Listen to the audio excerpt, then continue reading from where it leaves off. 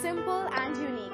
This is the Windmill Commune, a conscious choice of a group of people who decided to stay away from the hustle and bustle and the clutter of a city. These are a group of architects who decided to live in a community. And one such architect is with me here today, Vidya. Hi Vidya. Hi, how are you? Very good, thank you. Tell me more about this entire concept of community living.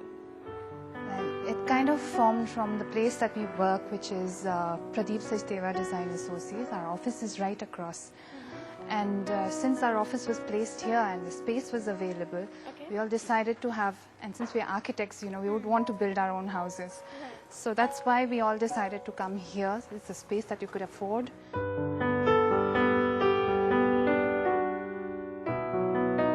You've used a lot of brick and bamboo for the exteriors of your house, which is a complete contrast to the glass structures that we see. So what was the idea? The choice was very deliberate. As an architect and as a design practice, we chose to go with the tradition, look into the tradition of our buildings and our building technology and the materials that we were used.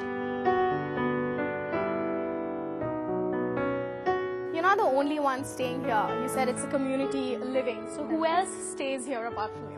Well, there are two more houses besides mine. Right now we are in Madhu's house. He's my colleague and fellow architect. Fantastic. So here we are. Hi Madhu. Hi Vidya. Tanya. Hi Tanya. Please come in.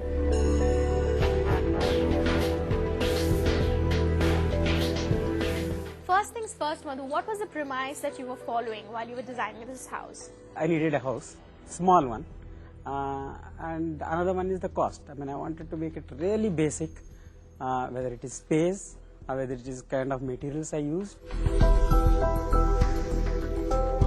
You know, Vidya, I've noticed that all the houses over here essentially have very large windows as compared to the normal window size that we see in apartments.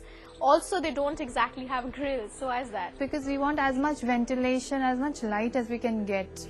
Here we would like the inside of the house to feel almost the same. The minute you open the windows, then there's no difference between the inside and the outside.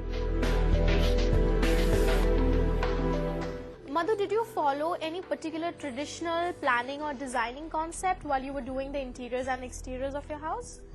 Yes, I did. There's something called Vastu Shastra. I mean, I followed, for planning part, I followed whatever is there in the book. And, most of the times people say, it's not possible to make a nice house if you follow all those, stringent rules of Vastu. But I thought, okay, let me try. Vidya, what are your suggestions for people who'd like to design and build a house like this using environment-friendly material, which is not very expensive and has a long-lasting effect also? I think everybody, once they start thinking of their house and the design, you have a certain budget in mind, but you want to go beyond that and you always want the best of this and you want the best of that. But you have to limit yourself and not think of going beyond a certain, if you want a low-cost house, then look at natural materials.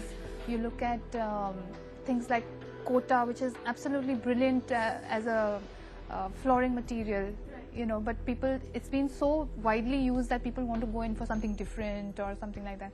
But it's just a matter of using a regular material can be made to look very special by just the composition of how you put it together.